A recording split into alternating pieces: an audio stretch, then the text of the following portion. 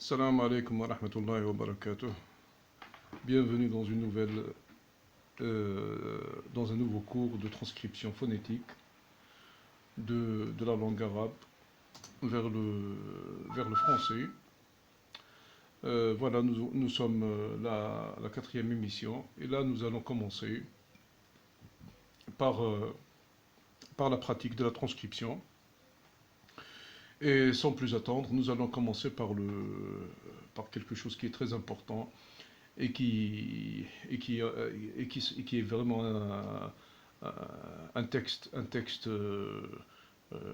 important, que ce soit par la composition de ces mots, de ses sens, de son importance, dans son importance voilà, pour le musulman et pour tout être humain en fin de compte, car c'est une sourate qui s'appelle Surat al-Fatiha.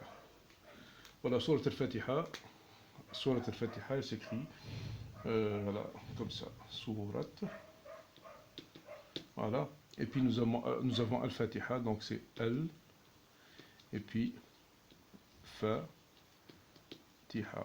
voilà, Surat al-Fatiha, avec un H souligné, bien sûr.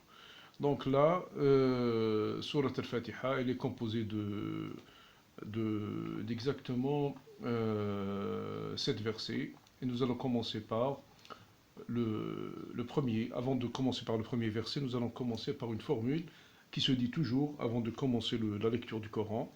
Et cette formule, c'est A'udhu billahi minash shaitanir rajim. Voilà. Donc nous allons commencer par écrire.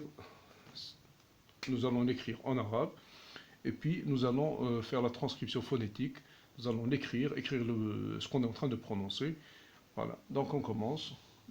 A'udhu. Donc A'udhu billahi mina ash-shaytani ar-rajim. Voilà. A'udhu billahi mina ash-shaytani ar-rajim. A'udhu billahi mina ash-shaytani ar-rajim. Donc il est préférable de faire les accents en tashkil. Comme ça va être... C'est-à-dire vous allez apprendre en même temps la transcription et la transcription et la langue arabe. Vous allez avoir une initiation et petit à petit vous allez vous habituer aux lettres, aux accents et les accents qu'on appelait les points-virgules. Non, les points voyelles, nous les avons appelés les points voyelles, les voyelles courtes. Nous allons essayer de les appeler tashkil, shakl, et essayer de vous habituer à ces termes, parce que bon, voilà, c'est une terminologie. Voilà, il est préférable de l'apprendre dès maintenant. Bien. Donc, nous allons commencer par tashkil, donc nous allons écrire là, A'udhu. Voilà, A'udhu bil. Alors, billahi. Mina,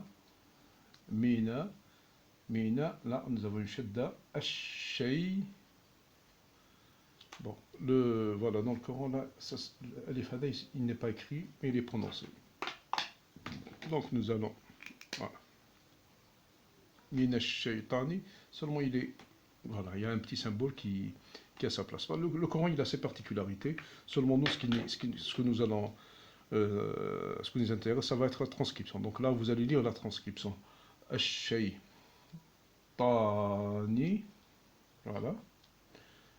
Al, la, shadda, ra, mi. Voilà. A'udhu billahi minash shaytanir rajim. Bon, nous avons la hamzat wasl, bien sûr. Billahi, voilà. Hamzat wasl, ça veut dire que quand on lit, alif n'est pas prononcé. Voilà. Exactement ici. Bien. Donc là, nous allons essayer voilà, de continuer. Là, je ne sais pas pourquoi le flash il ne marche pas. Voilà. Bon, j'espère que voilà, ça va être clair. Oui, c'est bon. Très bien. Donc, alors, la transcription phonétique, elle se fait de cette manière-là. Nous avons ici Hamza. Quand vous avez une Hamza sur le Alif, c'est une Hamza. On appelle ça une Hamza. On n'appelle pas ça Alif. C'est une Hamza et c'est une consonne. Donc nous avons A. Nous commençons par A'udhu. Donc là, a'udhu, nous avons dans notre tableau le hamza, c'est un accent circonflexe. Donc nous allons l'écrire de cette manière-là. Puis, nous avons une fatha, donc c'est a. Ou, donc là, ou, ain, c'est le e souligné. Nous l'avons précisé la dernière fois. Ou, et là c'est une voyelle. Ou, dhu. The, c'est DH. A'udhu. Donc nous avons a'udhu, là c'est un OU. Donc a'udhu. Voilà, vous faites la différence entre la voyelle longue et la voyelle courte. Billahi. Donc là nous avons bi, qui est celui-là, avec une kasra. Donc le kasra c'est le i. Là nous allons mettre un tiret, car bi, le ba, hada, ça c'est une conjonction. Voilà. C'est une conjonction, donc c'est une conjonction qui est liée au nom Allah. Donc nous mettrons toujours entre la conjonction et le nom un tiret pour montrer que ce n'est pas le nom, c'est-à-dire que c'est une conjonction liée au nom. Billahi, donc billah. Billah, vous voyez qu'il y a une shadda ici. Donc nous avons deux L. Billahi. Billah, voyez longue. Ha, qui est le H non souligné. Billahi. Voilà. Donc là, a'udhu billahi, voilà la première partie. Nous continuons. Mina. Mina. Voilà comme ça se prononce. Mina. Et là, nous avons un tiret. Un tiret. Et là, minash shaytani. Minash shaytani. Vous faites attention à la lecture. Vous faites attention à la prononciation. Minash shaytani. Donc nous avons shin, harf shin qui est la lettre shin qui est doublée parce que là vous avez shadda. Nous l'avons précisé la dernière fois. Donc mina. Donc nous allons commencer par écrire un ch, un premier, un tiré et puis un deuxième ch. Minash shaytani. Alors shaytani, ça va être écrit de cette manière-là. Shay, y, shay, ta, ta, c'est le T souligné. Voilà. Et là, nous avons shaytani. Donc, vous voyez langue, A. Et là, nous avons un N et un I. Voilà. Donc là, minash shaytani. Minash shaytani. Et puis, nous avons un tiré là. Parce que la lecture se fait de cette manière-là. Minash shaytanir rajim. Donc là, regardez. A'udhu billahi. Là, on a un arrêt. Mina, liaison. Ash-shaytanir rajim. Une autre liaison. Alors, ar-rajim, donc là, nous allons l'écrire. Donc, minash shaytani. Alors, vous avez deux ra. Un premier et un deuxième. Donc, le premier, nous allons l'écrire là. Et puis le deuxième, là.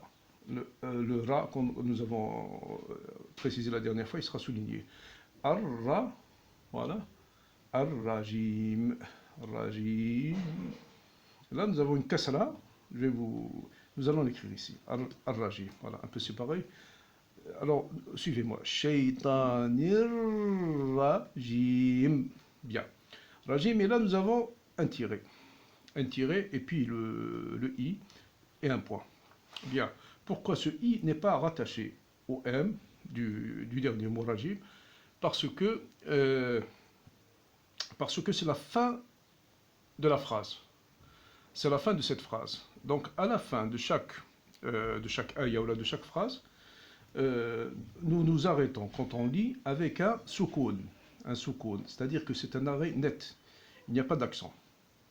Et si on lit la fin de cette expression avec ce qui vient après, eh bien le i est prononcé. Voilà. Donc, ar-rajimi, ce i existe. C'est le i, c'est ce qu'il y a, c'est le dernier accent de ce mot. Maintenant, si on lit de cette manière-là, A'udhu billahi minash shaytanir rajim, et on s'arrête. Il n'y a pas d'accent, il n'est pas prononcé. Et si par exemple, cet accent-là est lié avec ce qui vient après, eh bien nous dirons A'udhu billahi minash shaytanir rajimi, rajimi bism. Voilà. Donc là, il y aura une liaison. Et dans ce cas-là, il sera prononcé. C'est une règle. c'est une règle de la langue arabe, on s'arrête toujours avec un soukoun. Donc, pour préciser, à la fin de cette phrase, de cette ayah, que ce i à l'arrêt n'est pas prononcé, ce i n'est pas prononcé à l'arrêt, nous allons mettre un tiret. Voilà. C'est-à-dire si vous lisez al-rajim, on s'arrête là, parce que c'est la fin. Donc c'est un i qui a une particularité. Voilà. A'udhu billahi minash shaitanir rajim. Donc là, voilà, nous allons essayer de relire ça. A'udhu billahi minash shaitanir rajim. Point. Voilà. Alors, le sens de bon, ceci n'est pas un verset. Hein. C'est pas un verset, ça se lit. C'est une invocation. Alors, je vais vous donner le sens de cette invocation. Le résumé, ça c'est un livre que j'ai écrit il y a quelques années, où il y a l'explication de Sourate al-Fatiha et puis deux ahzab, deux parties du Coran. Voilà, qui est partagé en 60 parties qui s'appellent Hizb. Et les deux derniers ahzab sont voilà, là il y a l'explication de ces derniers. Nous allons lire rapidement le sens de A'udhu billahi minash shaitanir rajim. Voilà, cette invocation doit être citée avant la lecture du noble Coran. Elle ne fait pas partie du Coran à l'unanimité des savants. Elle signifie, voilà, son sens. Elle signifie, je demande la protection d'Allah contre tout djinn ou humain, malfaisant, rebelle et banni de la miséricorde d'Allah. Voilà. Qui m'empêcherait d'obéir à Allah et de lire son livre. Voilà, c'est une explication qui est détaillée. Donc, l'explication A'udhu, je demande la protection d'Allah, mina shaitan. Shaitan, c'est le diable. Al-Rajim qui est banni de la miséricorde d'Allah. Voilà le sens de ces mots. Et là, voilà, c'est un peu détaillé. C'est-à-dire que shaitan, il peut être humain ou djinn. Et le sens de cette protection, c'est une demande de protection pour se protéger contre ce malfaisant rebelle, banni de la miséricorde d'Allah, voilà, qui empêcherait d'obéir à Allah et de lire son livre. Car là, nous allons entreprendre la lecture de ce livre.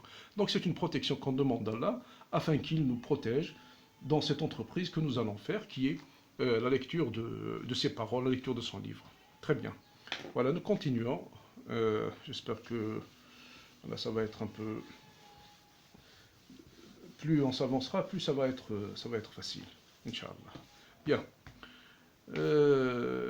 Nous passons au premier verset de Sourate al-Fatiha. Le premier verset de Sourate al-Fatiha, nous l'avons vu la dernière fois. Nous l'avons vu la dernière fois qui est Bismillahi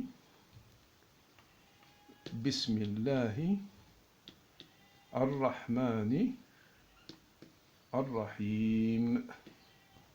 Voilà. Là, il y a un point. Bon, le point, normalement, c'est voilà, ce retour-là, mais bon, on va marquer le point. Donc, Bismillahir Rahmanir Rahim. Là, c'est le premier verset. Premier verset, voilà, verset numéro 1 de Sourate al-Fatiha. Nous allons faire comment on appelle ça, le tashkil, on va mettre les accents, bien, pour que vous puissiez faire le parallèle entre la transcription et la lettre arabe. Donc là, nous avons Bismillah. Alors, Bismi, voilà. Bismillahi, voilà. Ar-Rahman, Shaddala, sur le Ra. Ar-Rahman. Et là, nous avons un Alif, mais qui n'est pas écrit dans le Coran, parce que je vous ai expliqué que l'écriture du Coran a une particularité. Donc ça, c'est un Alif. C'est-à-dire que si nous avons écrit, comme on écrit l'arabe classique, on aurait écrit de cette manière-là. Ar-Rahman. Mais là, c'est une particularité du Coran. Donc il ne faut pas voilà, il ne faut pas s'étonner. Voilà, Ar-Rahmani. Voilà, la Fatha bien sûr. Ar-Rahmani. Ar-Ra. Voilà, Al-Fatha. Ar-Rahi. Kasra. Ar-Rahimi. Voilà. Bien. Nous passons à la transcription. La transcription, nous l'avons vu la dernière fois, nous allons la reprendre. bi, voilà, et nous allons mettre un tiret, et là, bismi, voilà. La dernière fois, nous n'avons pas mis de tiret, mais il faut le mettre parce que le bas est voilà, c'est une conjonction. C'est une conjonction qui veut dire avec. Et ism, bismi, là, ism c'est le nom. Donc, bismillahi, voilà. Bismillahi, là c'est lié. Bismillahirrahman. Ar-Rahmani. Voilà. Alors, Bismillahirrahmani, et puis nous avons un tiré ici. Bismillahirrah. Alors, le R, là, il est souligné. Et voilà, le H souligné, c'est un ha, différent de celui qui n'est pas souligné, qui est ha. Donc, Bismillahirrah. Là, c'est un R majuscule, bien sûr, c'est un peu clair. Là, Ar-Rahmani. Voilà. Bien, Ar-Rahmani souligné. Donc, Ar-Rahmani, écoutez, je vais reprendre ce mot-là de telle manière qu'il soit quand même, voilà, clair. Voilà. Donc là, le tiret, voilà. Donc nous avons ici, Rahmani. Voilà. Alors, Bismillahirrah, là, souligné. Ar-Rahmanirrah, voilà, souligné. Ar-Rahmanirrah. Et, bien sûr, comme nous l'avons dit, un tiret souligné, voilà, point. Voilà, tout simplement. Donc nous allons reprendre la lecture. Bismillahirrahmanirrahim. Mi, si on continue. Si on s'arrête ici, nous ne prononcerons pas le i. Voilà. Si vous voulez que je vous mette le i avec une autre couleur, voilà, avec un père par exemple. Voilà. Bismillahirrahmanirrahim. Et si on continue la lecture, nous allons dire Bismillahirrahmanirrahim. Alhamdulillah. Le verset qui vient après. Voilà, le verset, verset, ça s'appelle Aya. Voilà, ça s'appelle Aya. Ça s'écrit de cette manière-là. Un verset, et là c'est le premier verset. Donc ça s'écrit comme ça. Aya. Voilà, là c'est un verset, et en arabe ça s'écrit de cette manière. Aya. Aya, c'est la partie dont est composée une sourate.